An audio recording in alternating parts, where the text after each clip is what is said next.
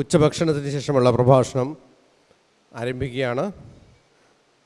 3 lectures ഉണ്ടായിരിക്കും. ഈ ഒരു ലെക്ചർ മാത്രമാണ് നമുക്ക് ഹിന്ദിയിലുള്ളത്.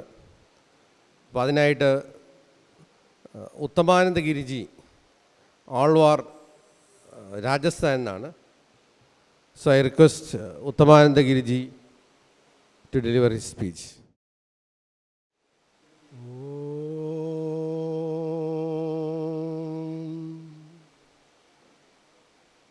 नमो ब्रह्मादिभ्यो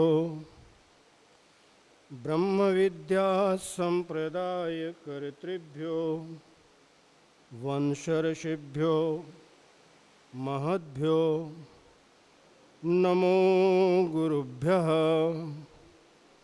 सर्वोपप्लवरहितः प्रज्ञानघनः प्रत्यगर्थो ब्रह्मैवाहमस्मि ब्रह्मैवाहमस्मि. ॐ वाङ् मे मनसि प्रतिष्ठिता मनो मे वाचि प्रतिष्ठितम् आविराविर्म एधि वेदस्य माणिस्थः श्रुतं मे मा प्रहासीरनेनाधीतेनाहोरात्रान् सन्दधामि. ऋतं वदिष्यामि सत्यं वदिष्यामि तन्मामवतु तद्वक्तारमवतु. अवतु माम् अवतु वक्तारम् अवतु वक्तारम्. ॐ शान्ति शान्ति शान्तिः. ऋग्वेदीय ऐतरेयोपनिषद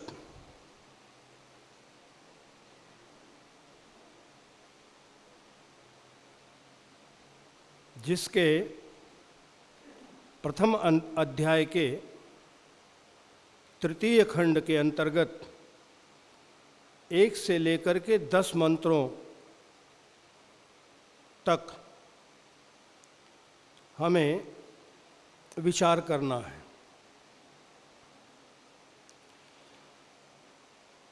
स्वाध्याय परंपरा में जिन 10 उपनिषदों का हम लोग पठन पाठन करते हैं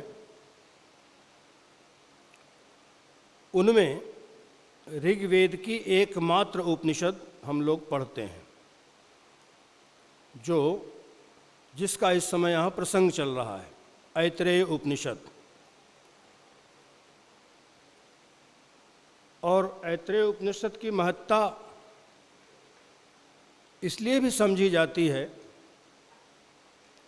क्योंकि चारों महावाक्यों में एक महावाक्य प्रज्ञानम ब्रह्म ये इसी उपनिषद के अंतर्गत आता है. 3 अध्याय का 3रा मंत्र जिसमें ये महावाक्य प्रज्ञानम ब्रह्म ये आया हुआ है. ऋग्वेद के बारे में और भी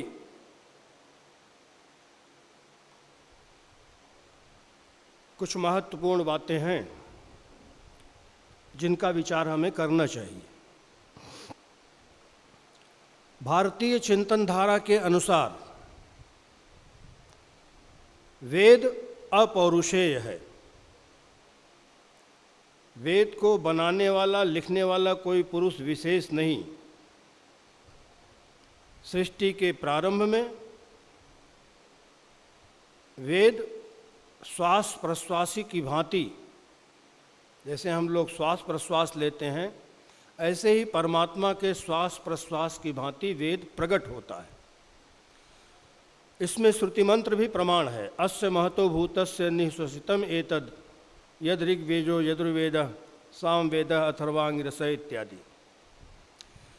तो वेद अपौरुषेय है ऐसा भारतीय चिंतक विचारक मानते हैं, जबकि पाश्चात्य विचारधारा के अनुसार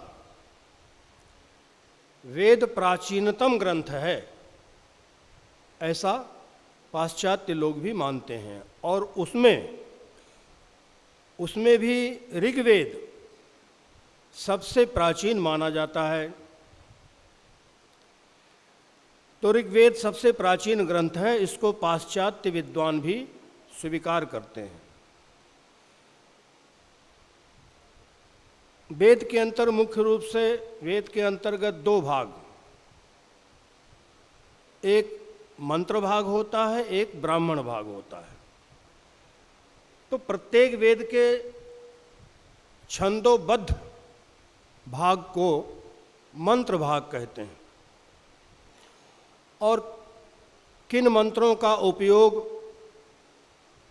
अर्थात विनियोग कहाँ करना है, कहाँ किया जाता है, कौन सा यज्ञ किस प्रकार से होता है, उसकी विधि क्या है, और किस कामना से यज्ञ किया जाता है, इन सब बातों का विचार वेद के जिस भाग में किया जाता है उसको ब्राह्मण भाग कहते हैं। इसका नाम ब्राह्मण इसलिए पड़ जाता है क्योंकि ब्रह्म का एक अर्थ होता है वेद। तो वेद का ज्ञान और वेद मंत्रों का विनियोग सुस्पष्ट रूप से इसमें बतलाया जाता है, इस ब्राह्मण भाग में। इसलिए भी इसका नाम ब्राह्मण पड़ गया है। और ब्राह्मण भाग के ही अंतर्गत आरण्यक और उपनिषद ये दोनों आते हैं। ये भी उसी के अंतर्गत, ब्राह्मण के अंतर्गत ही आ जाते हैं। सभी ऋषियों मुनियों ने और परवर्ती आचार्यों ने, सभी ने एक स्वर से अर्थात सभी के मत में मंत्र ब्राह्मणयोर वेद नामधेयम, इस वाक्य के द्वारा मंत्र और ब्राह्मण दोनों का नाम वेद है। इस कथन के अनुसार मंत्र और ब्राह्मण दोनों की प्रामाणिकता को सभी ऋषियों ने, मुनियों ने, आचार्यों ने स्वीकार किया है और दोनों की प्रामाणिकता समान है। जैसे मंत्र भाग की प्रामाणिकता है, ऐसे ही ब्राह्मण भाग भी प्रामाणिक है, ऐसा माना है। अब आइए ऋग्वेद, जिसका ये उपनिषद है, ऐत्रेय उपनिषद। ऋग्वेद के दो बड़े ब्राह्मण हैं। प्रथम है ऐत्रेय ब्राह्मण और दूसरा है कौशितकी ब्राह्मण। ऐत्रेय ब्राह्मण में कुल 40 अध्याय हैं और उसमें 8 पंजिका है, मतलब 5-5 मंत्रों के 8 भाग, 8 पंचे 40, तो कुल 40 अध्याय ऐत्रेय ब्राह्मण में है। और ऐत्रेय जो आरण्यक है उसमें 18 अध्याय हैं जो 5 भागों में विभक्त है।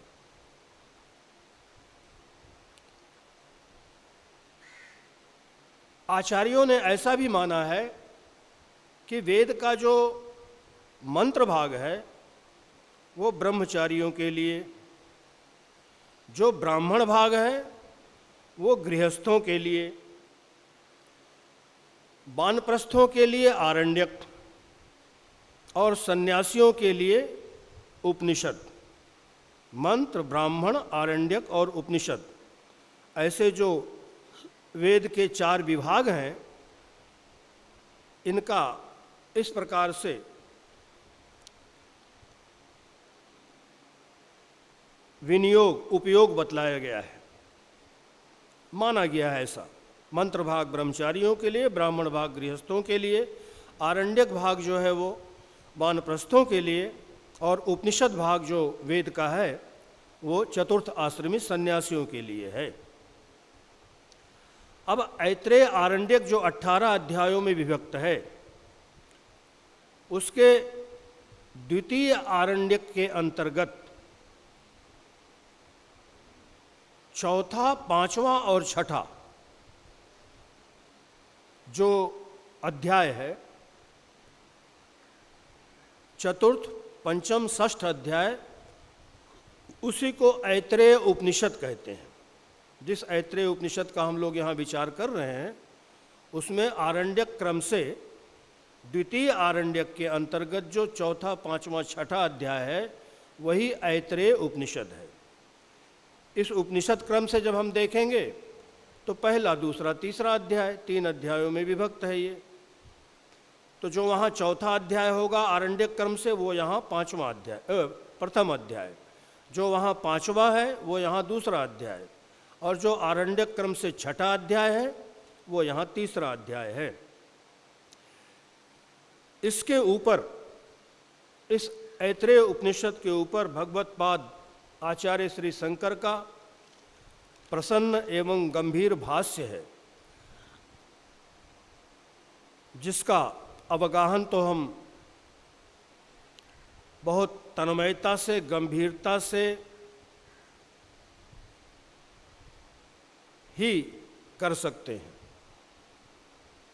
बहुत गंभीरता से जब उसका अध्ययन करेंगे, गहराई से अध्ययन करेंगे, तत्परता से, तन्मयता से, तभी भाष्यार्थ का तात्पर्य हमारी समझ में आ सकता है। ऐत्रेय उपनिषद में कुल 35 मंत्र हैं, शांति मंत्र को लेकर के। आगे पीछे दोनों शांति मंत्र, वही वांग में मनसी प्रतिष्ठिता जो भी हमने बोला। और इन 35 मंत्रों से युक्त यह है तो लघुकाय, छोटी ही उपनिषद है, लेकिन बहुत ही सारगर्भित है, क्योंकि इसके अंदर वेद का सार आया हुआ है। संपूर्ण वेदों के जो 4 महावाक्य हैं, वो संपूर्ण चारों वेदों के 4 सार हैं, वो सार रूप हैं।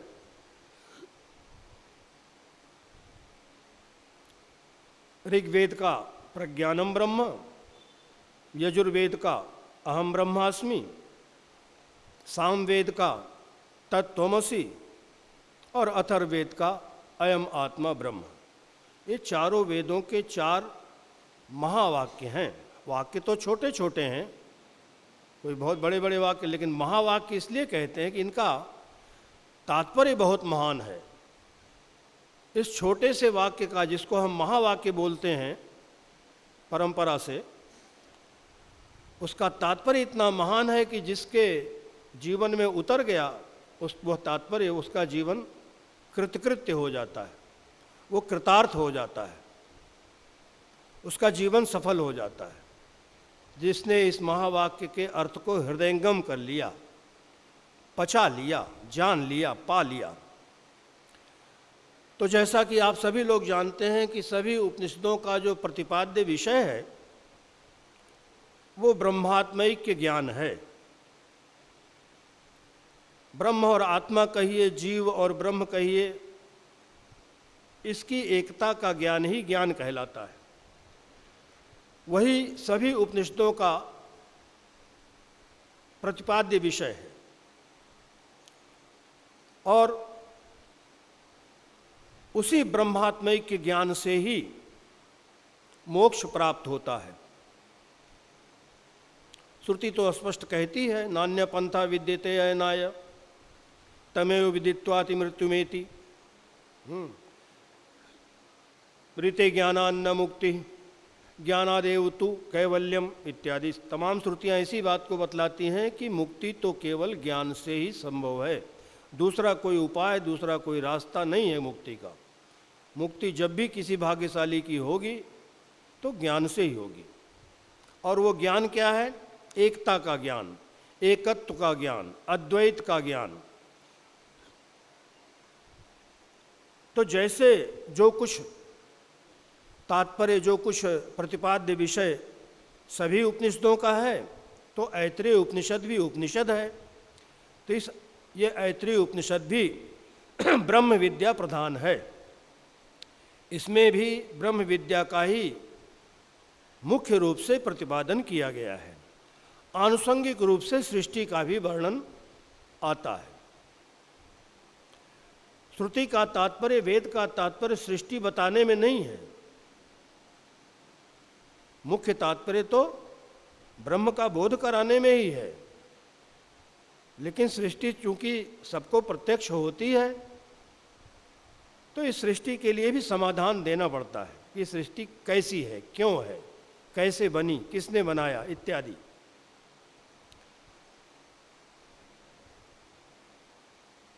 और एक आप लोगों ने सुना भी होगा कि सृष्टि ब्रह्म निष्प्रपंच है, निष्कलम, निष्क्रियम, अनवद्यम, निरंजनम इत्यादि रूप से उस ब्रह्म तत्व का प्रतिपादन श्रुति करती है। तो उसमें सृष्टि कहाँ से आई, ये प्रपंच कहाँ से आया? तो अध्यारोपापवादाभ्याम निष्प्रपंचम प्रपंचयते। अध्यारोप और अपवाद के द्वारा उस निष्प्रपंच ब्रह्म तत्व का वर्णन किया जाता है तो वो निष्प्रपंच ही, उसमें कोई प्रपंच नहीं है, शुद्ध है। तो पहले उसमें सृष्टि का अध्यारोप करते हैं और फिर बाद में उसका अपवाद कर देते हैं कि सृष्टि वास्तव में परमात्मा में नहीं है। परमात्मा अथवा ब्रह्म असंसारी है, उसमें संसार नाम की कोई वस्तु नहीं है। संसार कल्पित है, मायाकृत है, सांकल्पिक है, संकल्प से, ऐसे तमाम तरह से इसका समाधान देते हैं। तो सृष्टि हमारे ज्ञान में बाधक नहीं है। ये संसार जो द्वैत रूपी संसार हमें दिखाई देता है भेद रूप से, ये हमारी ज्ञान की साधना में साधक है। क्योंकि द्वैत नहीं होगा, भेद नहीं होगा, तो अभेद का चिंतन हम कैसे करेंगे? श्रुति कहती अभेद है, भेद है, नेह नानास्ति किंचन, भेद है ही नहीं। जिस समय दिख रहा है उस समय भी भेद नहीं है। केवल हमको दृष्टि ही बदलने की जरूरत है। हमारी दृष्टि ठीक हो जाए तो हमको फिर सर्वत्र तत्र को मोह कह शोक एकत्वम अनुपश्यत। तो अवैसी दृष्टि देने का प्रयास श्रुति करती है। जो भी जिज्ञासु साधक हैं उनके लिए श्रुति अनेक प्रकार से, बहुतेरी श्रुतियां हैं और अनेक अनेक प्रकार से सभी उपनिषद उसी तत्व को समझाने की, बतलाने की कोशिश करते रहते हैं। इस ऐत्रेय उपनिषद के उपोद्घात भाष्य में भगवान भाष्यकार ने स्पष्ट रूप से ये निर्णय दिया है कि मोक्ष जो परम पुरुषार्थ है, अर्थ धर्म काम मोक्ष, 3 सामान्य पुरुषार्थ हैं और मोक्ष को परम पुरुषार्थ ऐसा कहते हैं। तीनों अनित्य हैं, धर्म अर्थ काम, और मोक्ष नित्य है, आत्मा का स्वरूप है। आत्मा में वास्तव में बंधन और मोक्ष भी कल्पित है। वो तो बंधन की अपेक्षा से मोक्ष की बात करते हैं। जो अपने को बंधा मानता है तो मुक्ति के लिए प्रयत्न करता है, लेकिन जब मुक्त स्वरूपता का उसको बोध हो जाता है तब पता लगता है कि ये तो बंधन था ही कहाँ। किस बंधन को छुड़ाने के लिए हम प्रयत्न कर रहे थे? तो कोई बंधन नहीं है। बंधन केवल अज्ञान से माना हुआ है, कल्पित है। तो माना हुआ है तो छुड़ाने के लिए प्रयत्न भी करना पड़ेगा। महर्षि रमन कहते हैं, बद्धत्व भावे सति मोक्ष चिंता, बद्धत्व भावे सति मोक्ष चिंता, बंधस्तु कस्येति विचारणेन, सिद्धे स्वयं स्वात्मनि नित्य मुक्ते, क्व बंध चिंता क्व च मोक्ष चिंता। फिर मोक्ष और बंधन दोनों की चिंता नहीं रह जाती है ही कहाँ। तो भगवान भाष्यकार ने अपने इस उपनिषद के उपोद्घात भाष्य में स्पष्ट रूप से ये निर्णय करके दिखलाया है कि मुक्ति न तो कर्म से संभव है और न ही कर्म समुचित ज्ञान से ही मुक्ति संभव है, बल्कि केवल ब्रह्म के अपरोक्ष ज्ञान से ही मुक्ति की प्राप्ति होती है।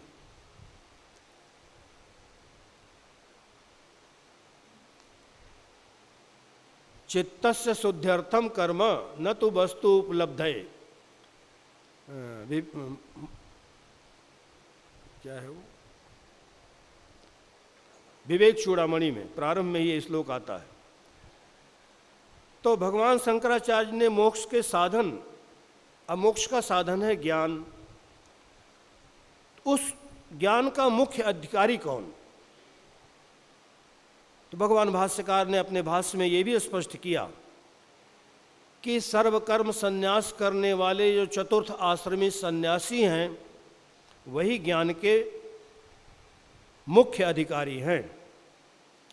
अन्य आश्रम वाले ज्ञान के मुख्य अधिकारी नहीं हैं। ऐसा नहीं है कि ज्ञान की साधना उनके लिए वर्जित है, ज्ञान का साधन करके वो भी ज्ञान के मुख्य अधिकारी हो सकते हैं। और ज्ञान के साधन आप गीता देखेंगे तो 13वें अध्याय में भगवान श्री कृष्ण ने अमानित्वम, अदम्भित्वम, अहिंसा, शांति, राजोम इत्यादि 20 ज्ञान, एतज ज्ञानम इति प्रोक्तम अज्ञानम यततोन्यथा 20 ज्ञान के साधन बतलाए हैं भगवान श्री कृष्ण ने। भगवान भाष्यकार ने उसको ज्ञान नहीं, ज्ञान के साधन कहा। ये आप में होंगे तो आपको निश्चित ज्ञान हो जाएगा। इन साधनों से यदि आप संपन्न हैं तो आप किसी भी आश्रम में हैं, ज्ञान आपको निश्चित होगा। तो इसलिए मुख्य अधिकारी तो चतुर्थ आश्रमी सन्यासी ही है, लेकिन ऐसा नहीं है कि ज्ञान से सबको वंचित किया गया है। सभी अधिकारी बन सकते हैं, हो सकते हैं। लेकिन अब ब्रह्म ज्ञान के लिए सर्वकर्म संन्यास पूर्वक ही वेदांत का श्रवण करना चाहिए। जैसे ब्रह्म सूत्र का पहला सूत्र आता है ना, अथातो ब्रह्म जिज्ञासा। अथ माने अब इसके बाद, अनंतर अर्थ में आया है, अनंतरीय अर्थ में पहला ही सूत्र है और कहते हैं अब इसके बाद। लो, तो इसका क्या तात्पर्य हुआ? साधन चतुष्टय संपन्न होने के बाद ब्रह्म जिज्ञासा कर्तव्या, स्वाभाविक होगी। जो साधन चतुष्टय संपन्न अधिकारी है उसमें ब्रह्म जिज्ञासा स्वाभाविक ही होगी, उसको करना नहीं पड़ेगा। जब मुमुक्षा हो जाती है तो ब्रह्म की, क्योंकि मुमुक्षा हो गई कि मुक्ति मेरी हो, कितनी जल्दी हो, कैसे मुक्ति हो, तो पता लगा मुक्ति तो ज्ञान से होती है, तो ज्ञान के लिए जिज्ञासा होगी ना। फिर ज्ञान कैसे होगा? कथम ज्ञानम अवाप्नोति, कथम मुक्तिर्भविष्यति, वैराग्यम च कथम प्राप्तम, एतद् ब्रूहि मम प्रभो। अष्टावक्र गीता का पहला प्रश्न जनक जी ने किया है। हाँ, उत्तर में भी मुक्तिमिच्छसि चेतात विषयान विश्वत्यज, पहली शर्त, सभी विषयों को विष जैसा समझ करके छोड़ दे। विषय छोड़ दे, तात्पर्य क्या है? विषय छोड़ के तो कोई जिंदा भी नहीं रहेगा, मतलब विषयों की आसक्ति को छोड़ो, विषय आसक्ति छोड़ दो। और क्षमा, आर्जव, दया, तोष, सत्यम, पीयूष, वध्वज, जो दैवी संपत्तियां हैं, जो ज्ञान के साधन हैं, उनका सेवन करो। तो सर्वकर्म संन्यास पूर्वक ही वेदांत का श्रवण करना चाहिए। श्रुति भी कहती है संन्यास्य श्रवणम कुर्यात्, संन्यास करके, त्याग करके श्रवण करे। तो श्रवण का मुख्य अधिकारी तो चतुर्थ आश्रमी सन्यासी ही है, जिसने सर्वकर्म संन्यास कर रखा है।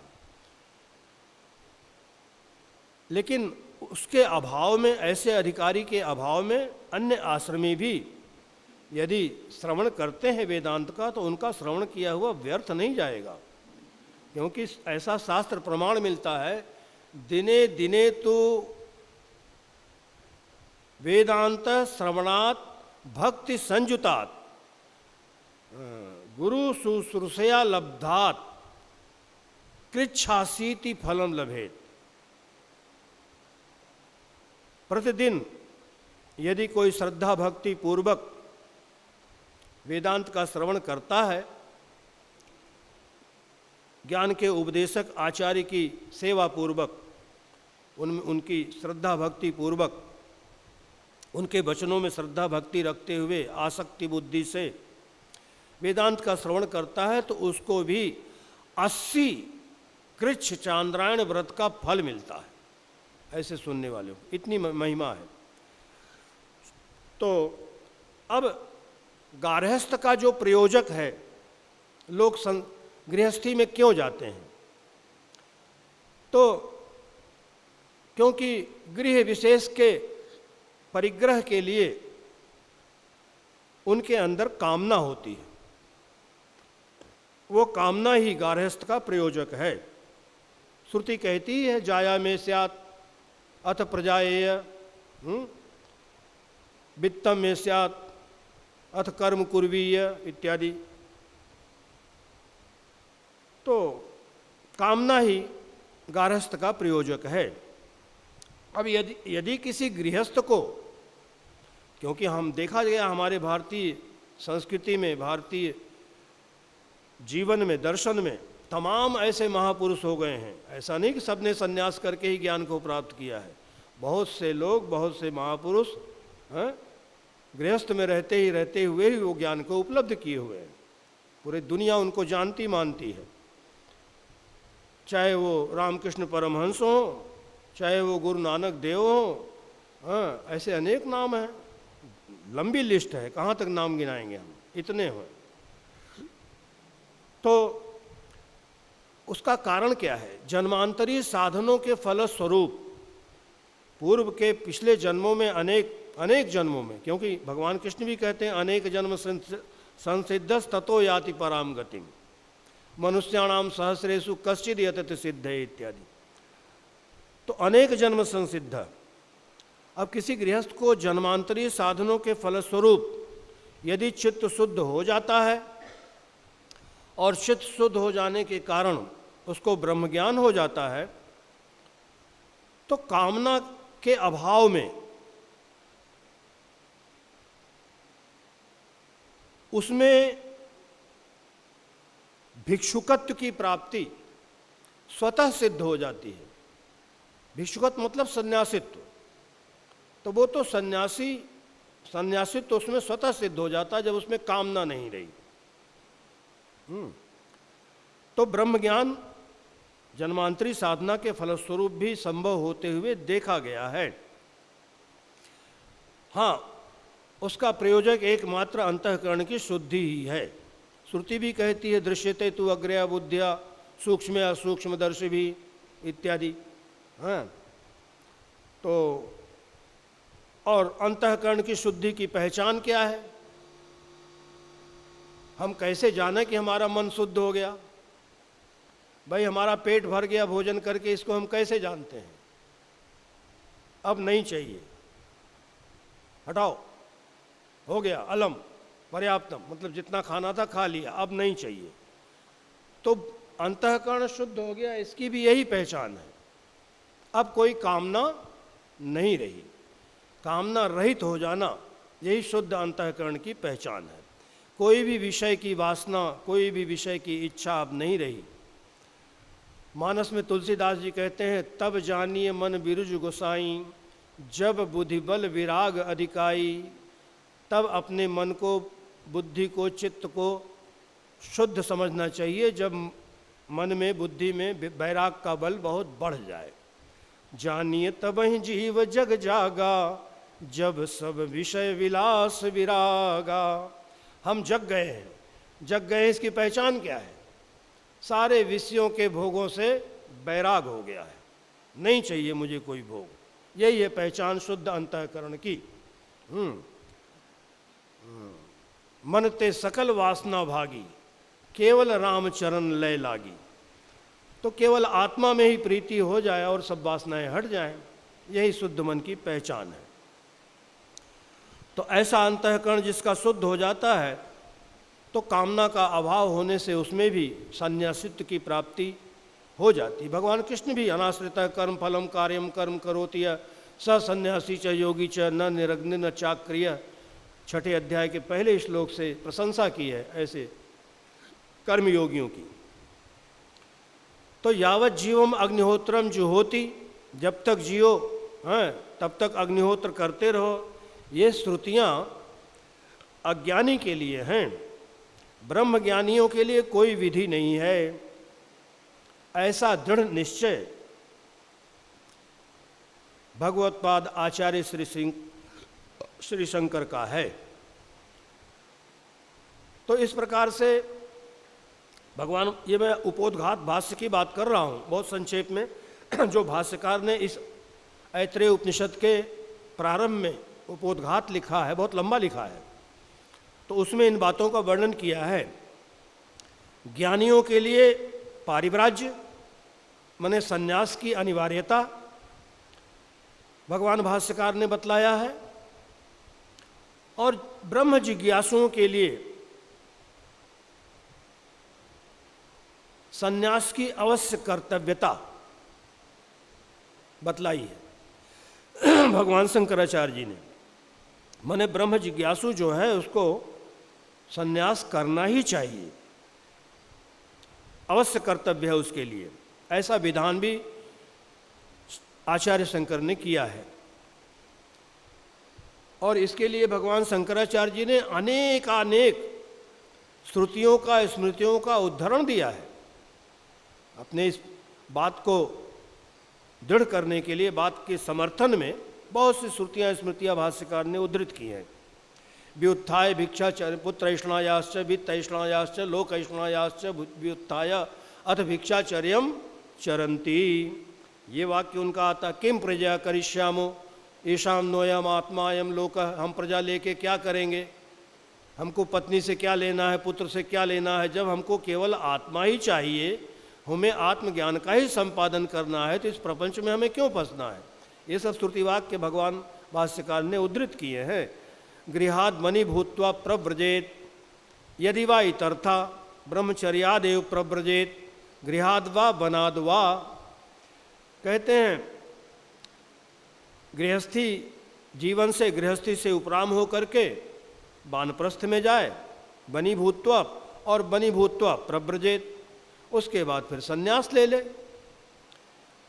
यदि वाई तर्था, नहीं तो दूसरे तरह से भी ब्रह्मचर्याद एव प्रव्रजेत, यदि वैराग्य प्रबल है तो ब्रह्मचर्य के बाद सीधा संन्यास ले ले, बीच में गृहस्थ में और वानप्रस्थ आश्रम की क्या जरूरत है।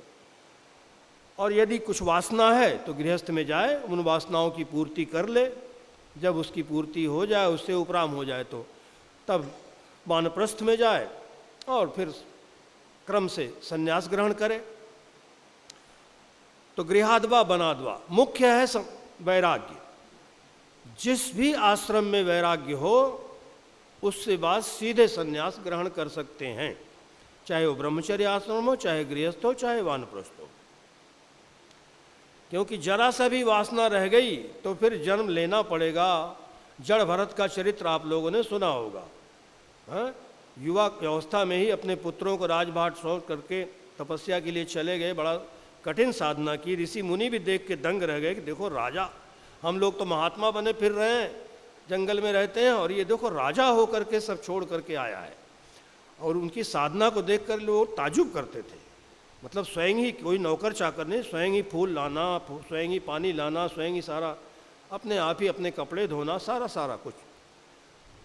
तो लेकिन अंत में आ गया उनकी परीक्षा के लिए एक मृग वाला वो बच्चा, आपने कथा सुनी है, जिसके चक्कर में वो मृग योनि में जाना पड़ा। फिर उससे जब मुक्त हुए तब उनको जड़ भरत के रूप में ब्राह्मण घर में जन्म हुआ, जहाँ वो जड़ भरत नाम से प्रसिद्ध हुए। वहाँ जन्म से ही देखिए जन्मांतरकृत साधना का ये फल था। उस ब्राह्मण बालक के रूप में जड़ भरत ने कोई साधना नहीं की, जन्म से ही ब्रह्मज्ञानी, शरीर से कोई मतलब ही नहीं, शरीर का होश भी नहीं। माँ बाप कपड़ा पहनाए तो उतार देते थे, वो अच्छा नहीं लगता था। शरीर ही एक कपड़ा है, वासांसी जीर्णानि यथा विहाय, अब इस कपड़े के लिए भी एक कपड़ा, अरे ये कुटिया है, अब इसके लिए भी हमको एक कुटिया चाहिए, नहीं। तो वो इतने विरक्त थे प्रारंभ से ही।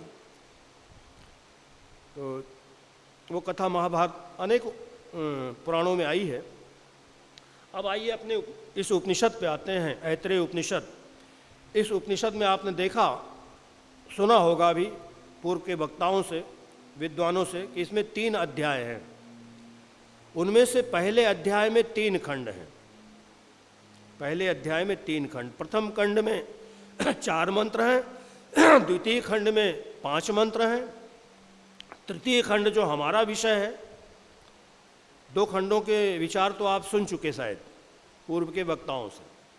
माने 4 और 5 9 मंत्रों के ऊपर भाष्य के अनुसार जो कुछ भी विचार था वो विद्वानों के द्वारा आप श्रवण कर चुके हैं।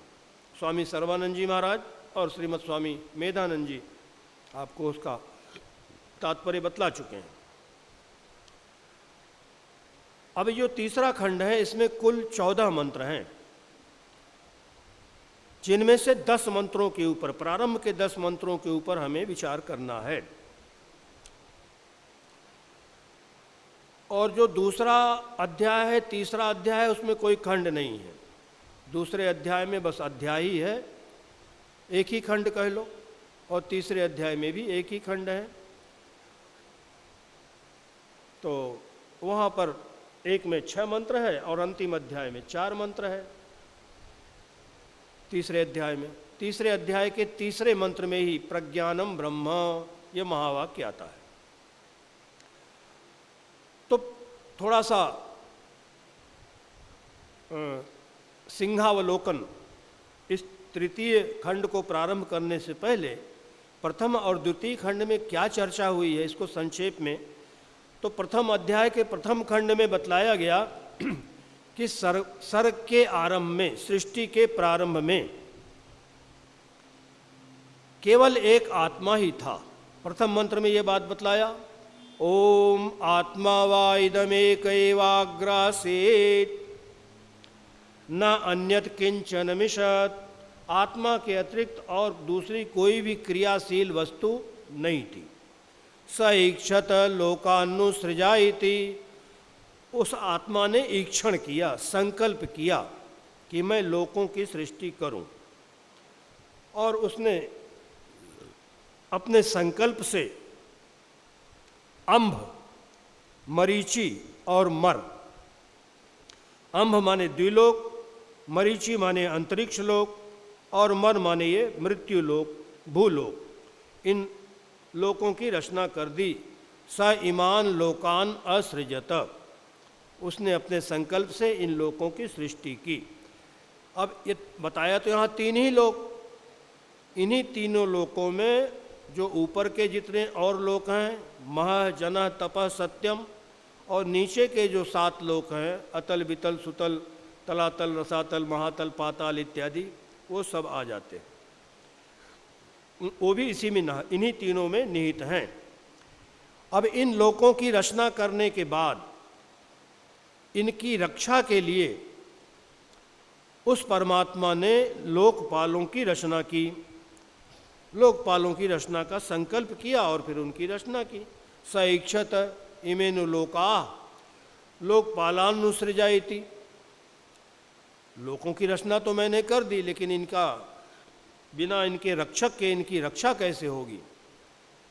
तो इसके लिए लोकपालों की रचना करनी पड़ेगी। तो उसके लिए संकल्प के द्वारा ही जल से मतलब केवल जल नहीं है, श्रुति में तो जल ही आया है, लेकिन भाष्यकार ने इसको स्पष्ट किया। जल का मतलब है, टीकाकार ने भी बताया कि जल प्रधान पंचभूतों से, मतलब सृष्टि जो कुछ भी है सारी पांच भौतिक है।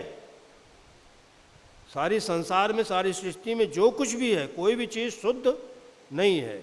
भले हम जल करके व्यवहार करते हैं, अग्नि करके व्यवहार करते हैं, लेकिन वो शुद्ध नहीं, उसमें पांचों हैं, सभी में सभी मिले हुए हैं। ये पंचीकरण की प्रक्रिया, पंचीकरण के बाद ही तो स्थूलभूत पैदा हुआ है, ये आप जानते हैं। वेदांत में जो प्रक्रिया बताई गई है स्थूल सृष्टि की, सूक्ष्म सृष्टि की, जो अपंचीकृत हैं उनसे सूक्ष्मभूत हुए हैं, और उन्हीं सूक्ष्म का पंचीकरण करके फिर स्थूलभूत की उत्पत्ति हुई है। तो जल प्रधान जो पंचभूत हैं उससे एक पुरुष की रचना की उस परमेश्वर ने, और उसको अवयवों से युक्त कर दिया, अंगों से युक्त कर दिया। उसके बाद वो जो पुरुष उत्पन्न हुआ, उस विराट पुरुष के इंद्रिय और इंद्रियों का गोलक, मतलब इंद्रियों के बैठने का स्थान, जैसे ये हम लोग आँख कहते हैं ना, तो नेत्र इंद्रिय अलग है और नेत्र गोलक जो हमें देख रहा है ये नेत्र गोलक है।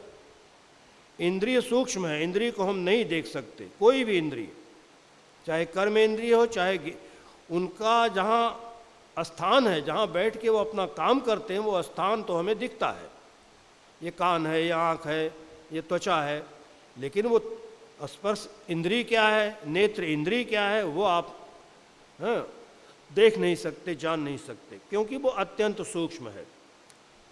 हाँ, उनका गोलक, उनके बैठने की जो कुर्सी है, तो इंद्रिय, इंद्रियों के गोलक और इन इंद्रियों के अधिष्ठात्री देव, ये सब उत्पन्न हुए। ये तो प्रथम अध्याय के प्रथम खंड में आ गया। अब प्रथम अध्याय के द्वितीय खंड में परमात्मा के संकल्प से रचे गए ये जो इंद्रियों के अभिमानी देवतागण हैं, ये अविद्या, काम और कर्म से उत्पन्न दुख रूप से परिपूर्ण, दुख रूप जल से परिपूर्ण, मतलब अविद्या, काम और कर्म, इनसे ही उत्पन्न होता है दुख। और ऐसे दुख रूपी जल से परिपूर्ण संसार रूप महासमुद्र में ये गिर गए, ये इंद्रियों के अभिमानी देव। और इनको परमात्मा ने क्षुधा पिपासा से भी युक्त कर दिया, अभिभूत कर दिया, भूख और प्यास से भी। देवताओं ने अपने अपने निवास के लिए परमात्मा से आयतन की प्रार्थना की। आयतनम नः प्रजानीहि विधत्स्व, हमारे लिए आप आश्रय का विधान करें, जिस आयतन में, जिस आश्रय में बैठ करके हम अन्न का भक्षण कर सकें। तो परमात्मा ने उनके आवास के लिए, आयतन के लिए पहले गाय लाए, उन्होंने पसंद नहीं किया, ये हमारे लिए कहते हैं नो वै नो अयम अलम इति, ये हमारे लिए पर्याप्त नहीं है। फिर अश्व लाए, घोड़ा लाए, तो घोड़े को भी पसंद नहीं किया, अस्वीकार कर दिया। अंत में जब मनुष्य का शरीर लेकर के उनके सामने परमात्मा ने प्रस्तुत किया, तो उसको देख करके सभी देवताओं ने एक स्वर से उस मानव शरीर का अनुमोदन किया, समर्थन किया। हाँ, ये ठीक है, ये तो बहुत ही सुंदर कृति है। और परमात्मा की आज्ञा से उस मनुष्य शरीर के भिन्न भिन्न अवयवों में वो सारे देवता वाग आदि रूप से प्रविष्ट हो गए। अग्निर्वाग भूत्वा मुखम प्राविशत इत्यादि मंत्र आता ही है। तो उस ईश्वर से अब जो भूख प्यास थी उसको कोई आश्रय नहीं दिखा, तो आश्रयहीन होने के कारण से क्षुधा और पिपासा, उन्होंने ईश्वर से कहा कि आप हमारे लिए भी आश्रय का विधान करो। तो परमेश्वर ने उनसे कहा कि मैं, चूंकि तुम दोनों भावरूप हो, इसलिए बिना किसी चेतन के आश्रय के नहीं रह सकते हो, तो मैं इन्हीं देवताओं का मैं तुम्हें भागीदार बना देता हूँ। जिस किसी देवता के लिए हवि दी जाती है, उस देवता की हवि में भूख प्यास भी भागीदार होता ही है। और ये व्यवस्था सृष्टि के प्रारंभ से ही, सृष्टि के प्रारंभ में ईश्वर ने जो ये व्यवस्था की थी, ये व्यवस्था आज भी सर्वत्र दिखाई देती है। अब आइए प्रथम अध्याय के इस तीसरे खंड पर। यहाँ कोई तत्व वाली बात नहीं है, कोई तत्व का उपदेश नहीं है, केवल सृष्टि की बातें हैं। तो उसको ऐसे ही समझ लेना है बस।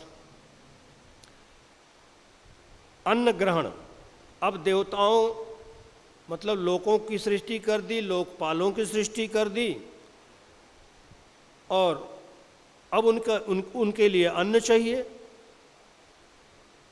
तो इसके लिए तीसरे खंड में मंत्र आता है, स इक्षत इमेनु लोकाश्च लोकपालाश्च अन्नम एभ्य सृजा इति।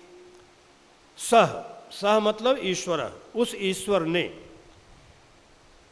ईक्षत, ईक्षत एवं ईक्षत, भाष्यकार कहते एवं ईक्षत, किस प्रकार से, किस प्रकार से उसने संकल्प किया, ईक्षण किया। तो टीकाकार कहते हैं कि भोग साधन सृष्टि मुक्तवा, भोग के जो साधन हैं इंद्रियां, उनकी सृष्टि को बतलाने, इंद्रियां और इंद्रियों के अधिष्ठात्री देवता, इन सब की सृष्टि बतलाने के बाद अब जो भोग्य सृष्टि है, जिसका वो भोग करेंगे इन साधनों के द्वारा। अरे रूप नहीं है तो आँख किस काम की, आँख का उपयोग, आँख का भोग तो रूप है? शब्द नहीं तो कान किस काम का। तो उनके भोग की सृष्टि बतलाने के लिए ही स एवं ईश्वर ईक्षत, उस ईश्वर ने ईक्षण किया। किस प्रकार ईक्षण किया? इमेनु लोकाश्च लोकपालाश्च मया सृष्टा, कि मैंने इन लोकों और लोकपालों की सृष्टि तो कर दी, और अस्नाया पिपासाभ्याम से संयोजिता, और इनको भूख और प्यास से संयुक्त भी कर दिया। लेकिन अन्न के बिना न ऐसाम स्थिति अन्नम अंतरेण, अन्न के बिना तो इनकी स्थिति हो नहीं सकती है। तस्मात्, इसीलिए अन्नम एभ्य सृजय, एभ्यो लोकपालेभ्य, इन लोकपालों के लिए, इनके निमित्त मैं अन्न बनाऊं, मैं अन्न की सृष्टि करूंगा। इस प्रकार से परमेश्वर ने संकल्प किया। लोक में भी देखा जाता है कि जो समर्थ होते हैं वो अपने आत्मीयों के लिए, जो उनके आत्मीय हैं, उनके प्रति अनुग्रह और निग्रह की स्वतंत्रता उनकी होती है। ये लोक में भी देखा गया है। भाई जो समर्थ है वो किसी के ऊपर कृपा कर सकता है, उसका निग्रह भी कर सकता है। समर्थ को नहीं दोष गोसाई। वैसे ही परमात्मा चूंकि सर्वेश्वर है, एस सर्वेश्वर श्रुति कहती है, तो सर्वेश्वर होने के कारण से परमेश्वर भी सभी के ऊपर, सभी प्राणियों के ऊपर निग्रह और अनुग्रह करने के लिए सर्वथा स्वतंत्र है, क्योंकि वो सर्वेश्वर है, सबका ईश्वर है, सबका शासक है, सबका नियंता है।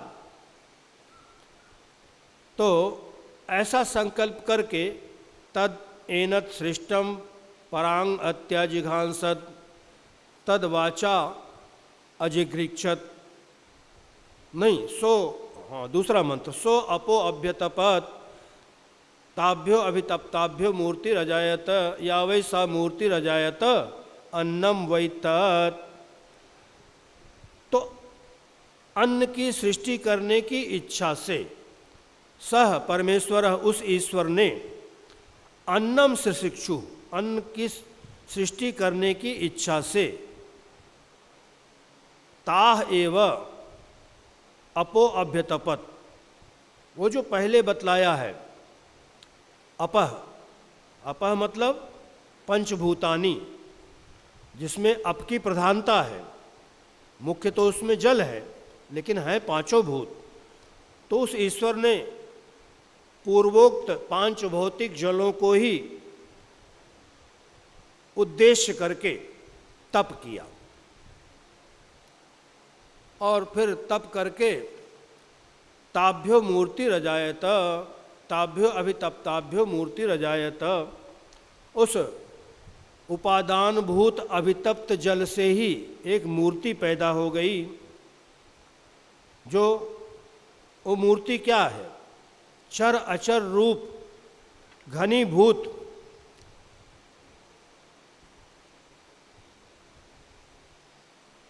मूर्ति का मतलब है घन रूपम, काठिन्य को प्राप्त कर जाना, घन रूप हो जाना।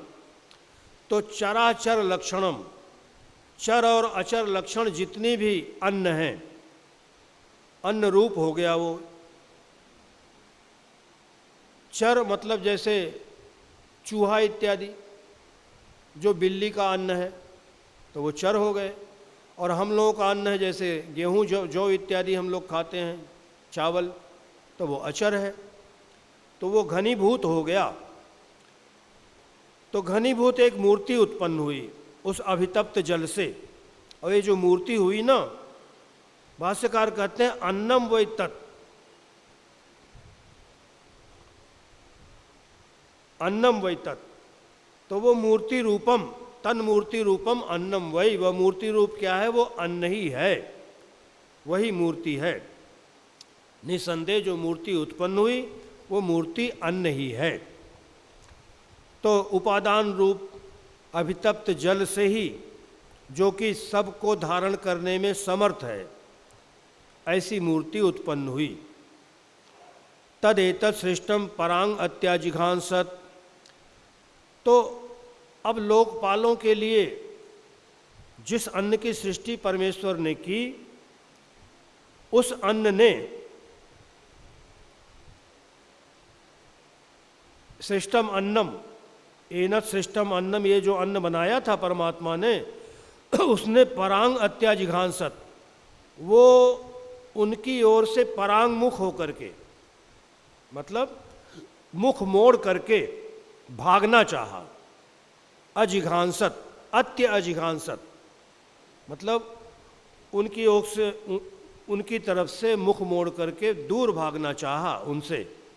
परांगसत अत्रीन अतीत्य अजिघांसत अतिगंतुम ऐक्षत, मतलब वहाँ से उनके पास से दूर भागना चाहा। पलायितुम प्रारब्ध, भागना प्रारंभ कर दिया। क्यों भागना प्रारंभ कर दिया? कि जो अन्न का भोक्ता है, जो अन्न को खाने वाला है, वो तो मेरी मृत्यु है। अरे वो खाएगा तो मैं मर जाऊंगा। तो उस भोक्ता को अपनी मृत्यु समझ करके अन्न वहाँ से भागना प्रारंभ कर देता है। अब यहाँ अब अन्न तो भाग नहीं सकता। तो उसका तात्पर्य क्या है? ये तात्पर्य टीकाकार ने स्पष्ट किया है। तो क्योंकि व्रीहि आदि जो जड़ हैं उनमें इच्छा तो संभव नहीं है कि वो कैसे भागेगा? इच्छा भी नहीं कर पाएगा, वो भागने की इच्छा कैसे कर रहा है? तो उसका तात्पर्य है कि भोक्ता के शरीर के अंदर वो प्रवेश नहीं करते, नहीं करना चाहते। भोक्तु शरीरांत न प्रविष्टुम, भोक्ता के शरीर में प्रवेश नहीं किया उस अन्न ने, किंतु बहिरेव स्थित, बाहर ही रह गया वो अन्न। यही इसका तात्पर्य है। तो जब ये अन्न वहाँ से भागना चाहा उनसे परांगमुख होकर के, तो उस आदि पुरुष ने उस अन्न को वाणी से ग्रहण करना चाहा। तद वाचा अजिघ्रिक्षत, लेकिन तन न शक्नोद वाचा ग्रहीतुम, लेकिन वह वाणी से उस अन्न को ग्रहण करने में समर्थ नहीं हो पाया। स यद एनद वाचा अग्रहिष्यत अभिव्याहृत हैवान्नम अतृप्स्यत। श्रुति कहती है कि यदि वह आदि पुरुष प्रथम शरीरी, जो पहला शरीरधारी है, यदि उसने वाणी के द्वारा अन्न को ग्रहण कर लिया होता तो आज हम लोगों को बड़ा आराम होता। हम भी मुंह से बोलते, रसगुल्ला, मालपुआ, खीर, और पेट भर जाता। केवल व्यवहार करके ही, वाणी से बोल करके ही, मतलब हम तृप्त हो जाया करते यदि उस आदि पुरुष ने वाणी से अन्न को ग्रहण कर लिया होता तो। लेकिन ऐसा हुआ नहीं, तो इसीलिए हम भी आज मजबूर हैं, खाना पड़ता है तभी पेट भरता है। अब अन्न के इस अभिप्राय को जान करके उसको कि ये मुझसे भागना चाह रहा है, अंदर प्रवेश नहीं करना चाह रहा अन्न, तो ये जो देह इंद्रिय रूप संघात है, पिंड जो प्रथम उत्पन्न हुआ है, प्रथम शरीरी, स प्रथमशः शरीरी भाष्यकार कहते हैं, वो यदि इस अन्न को ग्रहण कर लिया होता वाणी के द्वारा तो उसी के कार्यभूत तो हम सब शरीर वाले हैं, प्रथम शरीरी के ही हम सब, वो हमारे प्रतिनिधि हैं प्रथम। तो जितने शरीरधारी हैं उनका कार्यभूत होने के कारण सारा संसार, सारा ये लोक अन्न को मुंह से बोल करके ही तृप्त हो जाता, खाना नहीं पड़ता। लेकिन बात ऐसी नहीं है, चूँकि वह प्रथम उत्पन्न विराट पुरुष ही अन्न को ग्रहण करने में समर्थ नहीं हुआ वाणी से, इसीलिए आज भी वैसा ही चल रहा है। हम लोग बोल करके तो पेट नहीं भरता, खाना ही पड़ता है। अब आगे के जो मंत्र हैं सब के सब समान हैं। भाष्यकार ने लिख दिया समानम उत्तरम, आगे के सारे मंत्र समान हैं, पढ़ लेते हैं और संक्षेप में उसका अर्थ कर देते हैं। क्योंकि जैसे वाणी से ग्रहण नहीं कर पाया, ऐसे ही यत् प्राणेन अजिगृक्षत तत्प्राणेन अजिगृक्षत तन्न शक्नोत प्राणेन ग्रहीतुम, उसने प्राण से वैसे पकड़ना चाहा, मतलब प्राणन क्रिया जो होती है उस प्राणन क्रिया के द्वारा इस अन्न को ग्रहण करना चाहा। तन्न शक्नोत प्राणेन ग्रहीतुम, लेकिन उसे प्राण से पकड़ नहीं पाया। यद्ध एनत प्राणेन अग्रहष्यत अभिप्राण्य हैवान्नम अत्रप्स्यत, यदि उस प्रथम पुरुष ने, उस प्रथम शरीरी ने उस समय अन्न को प्राण से पकड़ लिया होता तो इस समय भी हम सब जितने भी हैं अन्न के उद्देश्य से केवल प्राणन क्रिया करते और तृप्त हो जाते, और कुछ करना ही नहीं पड़ता, सांस लिया और तृप्त हो गए। लेकिन ऐसा हुआ नहीं। तच्चक्षुषा अजिगृक्षत, उस आदि पुरुष ने नेत्र के द्वारा उस अन्न को ग्रहण करना चाहा। तन न शक्नो चक्षुषा ग्रहीतुम, लेकिन वह नेत्र के द्वारा भी उसको पकड़ नहीं सका, उस अन्न को ग्रहण नहीं कर पाया। स यद्ध एन चक्षुषा अग्रहष्यत दृष्ट्वा हैवान्नम अत्रप्स्यत, यदि वह अन्न को नेत्र से ग्रहण करने में समर्थ हो गया होता तो इस समय भी पुरुष अन्न को देख करके ही तृप्त हो जाता, आँखों से देखते और पेट भर जाता और कुछ करना ही नहीं पड़ता। तच्छ्रोत्रेण अजिगृक्षत, फिर उस पुरुष ने इसे श्रोत्र से इस अन्न को ग्रहण करना चाहा। तन न शक्नो श्रोत्रेण ग्रहीतुम, लेकिन वह श्रोत्र के द्वारा भी, श्रोत्र के व्यापार से भी, सुन करके भी अन्न को ग्रहण नहीं कर पाया। स यद्ध एन श्रोत्रेण अग्रहस्य श्रुत्वा हैवान्नम अत्रप्स्यत, यदि वह इसे श्रोत्र से ग्रहण कर लिया होता तो इस समय भी पुरुष अन्न को कानों से सुन करके ही तृप्त हो जाया करते। फिर तत्त्वचा जिघृक्षत, फिर उस प्रथम पुरुष ने, प्रथम शरीरी ने उस अन्न को त्वचा से ग्रहण करना चाहा, लेकिन तन्ना शक्नो त्वचा ग्रहीतुम, लेकिन वो त्वचा से इसे ग्रहण नहीं कर पाया। यद्ध एन त्वचा अग्रहष्यत, यदि उस प्रथम शरीरी ने इस अन्न को त्वचा से ग्रहण कर लिया होता तो आज भी, इस समय भी पुरुष अन्न को खाली स्पर्श करके, त्वचा से छू करके ही तृप्त हो जाता और कुछ करना नहीं पड़ता। तन मनसा जिघृक्षत, फिर उसने मन से अन्न को ग्रहण करना चाहा। तन न शक्नोन मनसा ग्रहीतुम, लेकिन मन से भी वह अन्न को ग्रहण करने में समर्थ नहीं हो सका। यद्ध एनत मनसा अग्रहष्यत ध्यात्वा हैवान्नम अत्रप्स्यत, यदि उसने उस समय मन के द्वारा अन्न को ग्रहण कर लिया होता तो फिर आज भी केवल ध्यान करके ही हम तृप्त हो जाते, मन से ध्यान करते और तृप्त हो जाते। तच्छिष्टेन आजिगृक्षत, कहते हैं फिर उसने शिश्न से उसको, जननेन्द्रिय उससे उसको शिश्न के द्वारा ग्रहण करना चाहा, लेकिन शिश्न से भी वो ग्रहण करने में, अन्न को ग्रहण करने में समर्थ नहीं होता हुआ। यदि उस समय इस अन्न को वह विराट पुरुष शिश्न के द्वारा ग्रहण कर लिया होता उसने, तो इस समय भी पुरुष अन्न का विसर्ग करके ही तृप्त हो जाता। लेकिन चूंकि उस प्रथम शरीरी से के द्वारा ही यह संभव नहीं हुआ, तो आज भी वैसा ही है। उसके कार्यभूत जितने भी हम प्राणी हैं, अन्न खाने वाले, अन्न के भोक्ता, वो अन्न के विसर्ग मात्र से तृप्त नहीं होते हैं। फिर दसम मंत्र से श्रुति कहती है तद अपानेन अजिगृक्षत। इसी प्रकार से उसने अपान से इस अन्न को ग्रहण करना चाहा।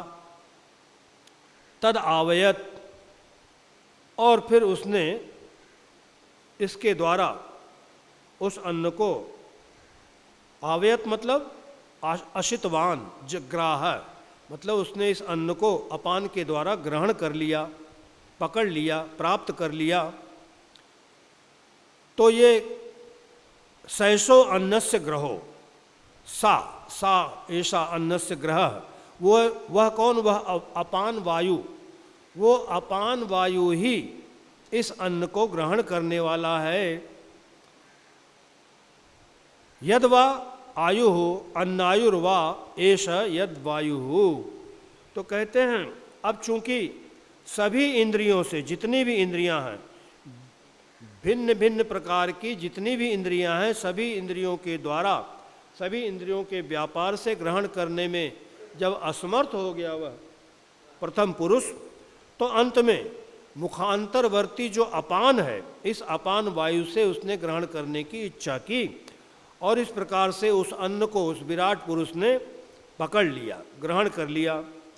उसी कारण से चूंकि वह अपान वायु अन्न ग्रहण करने वाला है, इसीलिए उसको अन्न ग्रह कहते हैं। अन्नस्य ग्रह, सा एषो अन्नस्य ग्रह, अन्न का ग्रह माना गया है। और वो यदवा वायु अन्नायुर्वा एष, वो वायु जो है, जो अन्न रूप बंधन वाला है, क्योंकि अन्न को पकड़ने में वही अपान वायु ही समर्थ हुआ है, अर्थात अन्न रूप जीवन वाला जो वायु प्रसिद्ध है, अपान वायु, वह अपान वायु वो अन्नायु ही है। उसी अन्नायु को अपान वायु ही तो अन्नायु है, क्योंकि अन्नायु इसीलिए कह रहे हैं कि इस अपान वायु के द्वारा ही वह विराट पुरुष उस अन्न को ग्रहण करने में समर्थ हो पाया था, इसीलिए वह अन्नायु है। और वह अन्नायु कोई और नहीं, ये अपान वायु ही है। यदि अपान वायु के द्वारा भी ग्रहण करने में वो समर्थ नहीं होता, तो हम लोग मुंह में अन्न डालते रहते भले, लेकिन वो अंदर नहीं जाता। वो अपान वायु ही है जो हम मुंह में डालते हैं ना, ग्रास, तो कौन उसको नीचे ले जा रहा है? वो अपान वायु उसको ग्रहण करके पेट में पहुंचाता है। तो इसीलिए उसको अन्नायु भी कहते हैं। अपान वायु ही अन्नायु है। अपना प्रसंग यहीं तक था। इस खंड में 4 मंत्र और हैं जो थोड़ा इसकी अपेक्षा महत्वपूर्ण है, जिसका विचार माता जी करेंगी, हैं? उमा माता जी करेंगी, जिसका विचार आप लोग सुनिए। हमारा समय हो गया है। ओम वांग में मनसि प्रतिष्ठिता, मनो में वाची प्रतिष्ठितम, आविरावीर्मयेधि वेदस्य माणिस्थः, श्रुतं मे मा प्रहासेरनेनाधीतेनाहोरात्रान् संदधामि, ऋतं वदिष्यामि सत्यं वदिष्यामि, तन्मामवतु तद्वक्तारमवतु, अवतु माम् अवतु वक्तारम्, अवतु वक्तारम्। ओम शांति शांति शांति।